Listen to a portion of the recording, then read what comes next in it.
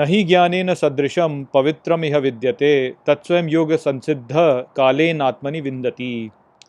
नमस्कार मित्रों, ये जो श्लोक है भगवद गीता के चौथे अध्याय का 38वां श्लोक है, जिसे हम आज गहराई से समझेंगे। तो आइए सबसे पहले इसके अर्थ को समझते हैं। तो जो श्लोक है वो कहता है, न हि ज्ञानेन सदृशम, अर्थात ज्ञान समान नहीं, पवित्रम इह विद्यते, अर्थात पवित्र यहाँ विद्यमान है, तत्स्वयं योग संसिद्ध, अर्थात उसे स्वयं योगी तपस्वी कालेन आत्मनि विन्दति, अर्थात समय के साथ अपने भीतर प्राप्त करता है। तो श्री कृष्ण यहाँ पर बहुत ही बलपूर्वक अर्जुन से कह रहे हैं कि ज्ञान जो है वो इस संपूर्ण संसार में सबसे अधिक पवित्र है, इससे अधिक पवित्र और कुछ भी नहीं। और जो योगी तपस्वी होता है वो स्वयं ही ज्ञान को अपने भीतर समय के साथ में प्राप्त कर लेता है। तो यहाँ पर श्री कृष्ण के इस वक्तव्य के द्वारा ये हमें स्पष्ट होता है कि किस प्रकार से जो भारतीय विचार प्रणाली है वो ज्ञान पर बहुत अधिक बल देती है, और जो भारतीय सभ्यता है उसमें यही कहा गया है कि ज्ञान वास्तव में सबसे अधिक महत्वपूर्ण होता है और हर व्यक्ति को वास्तव में ज्ञान प्राप्त करने के पीछे जाना चाहिए, क्योंकि ये ज्ञान ही है जो वास्तव में हमें सुख प्रदान करेगा और हमें हमारी समस्याओं से निवारण प्रदान करेगा। तो इसलिए ज्ञान पर हमारी सभ्यता में बहुत अधिक जोर दिया गया है, किंतु ये एक दुर्भाग्य की बात है कि अधिकांश लोग प्रायः ज्ञान को उतना महत्व देते नहीं हैं। वो इसके विपरीत ठाट बाट को या धन को या प्रसिद्धि को अधिक महत्व देते हैं, और ये इसी कारण से होता है क्योंकि जो माया है उसने हमारी बुद्धि को ढक रखा है।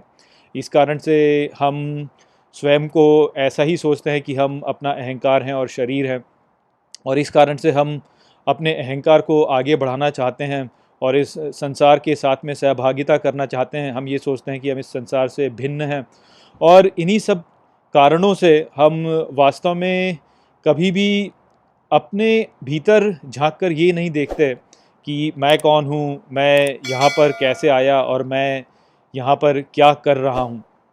हम केवल ऐसे ही बिना कुछ सोचे समझे इस संसार के साथ में जुड़ने लगते हैं और इस संसार में इतने विलीन हो जाते हैं कि इन सभी प्रश्नों के बारे में सोचते ही नहीं हैं, और इसी कारण से फिर हम जो है ठाट बाट, धन, प्रसिद्धि, इनके पीछे जाते हैं, क्योंकि हमें दूसरों को अपने द्वारा प्रभावित करना होता है, और ऐसे ही वास्तव में हम फंसते चले जाते हैं और दुखों को झेलते हैं। किंतु जो व्यक्ति वास्तव में इन बाहरी आकर्षणों को पार कर लेता है और उनसे प्रभावित नहीं होता, और जो अपने जीवन को धीमा करके अपने भीतर ही वास्तव में ये प्रश्न करने लगता है कि मैं कौन हूँ, मैं यहाँ पर क्यों हूँ, मुझे क्या करना है, मैं क्या कर रहा हूँ यहाँ पर, इस प्रकार के प्रश्न जो व्यक्ति करता है, जो इस संपूर्ण ब्रह्मांड में अपने स्थान को ढूंढता है, वही वास्तव में ज्ञान के पीछे जा रहा होता है। और इसमें ना तो कोई ठाट बाट है, ना इसमें कोई धन है, ना कुछ है, किंतु जो व्यक्ति वास्तव में इसके पीछे जाता है वही वास्तव में जो सबसे महत्वपूर्ण धन है हमारे लिए, उसको प्राप्त करता है। और ऐसा जो व्यक्ति होता है जो कि भीतर ये सब प्रश्न करता है, उसको धीरे धीरे अपने भीतर ही इन सभी प्रश्नों के उत्तर भी मिलने लगते हैं। तो उसी बात को यहाँ पर श्री कृष्ण भी कह रहे हैं कि ज्ञान के पीछे जाओ, बाकी जो वस्तुएं हैं वो इतनी पवित्र नहीं है, ज्ञान ही वास्तव में सबसे अधिक पवित्र है।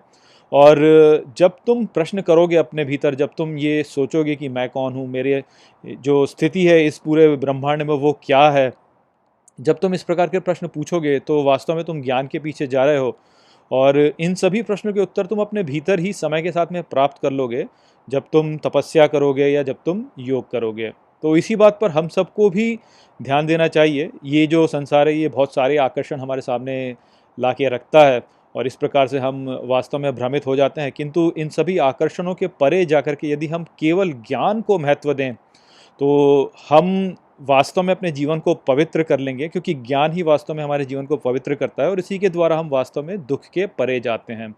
और ये एक ऐसी प्रक्रिया है जो कि एकदम से नहीं होती है। ऐसा नहीं है कि आप आज सोचेंगे और आपको कल सब कुछ प्राप्त हो जाएगा। इसके लिए तपस्या करनी पड़ती है, लंबे समय तक आपको योग करना पड़ता है।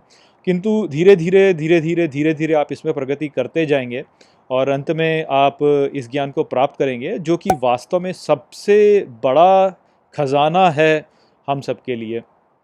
तो आशा करता हूँ कि इस श्लोक को मैंने आप सबको अच्छे से समझा दिया होगा। चलिए इसी के साथ इस वीडियो को यहीं पे समाप्त करते हैं। नमस्ते। वीडियो को अंत तक देखने के लिए धन्यवाद। यदि आपको ये वीडियो पसंद आया हो तो इसको अपने प्रियजनों के साथ में साझा करें और इस ज्ञान को और फैलाएं। यदि आपके पास कोई भी प्रश्न है तो मुझसे इंस्टाग्राम पर जुड़िए। वहाँ पर मैं हर शनिवार रात को एक लाइव Q&A सेशन रखता हूँ और आप मुझसे वहाँ पर अपने प्रश्न पूछ सकते हैं। जय श्री कृष्ण।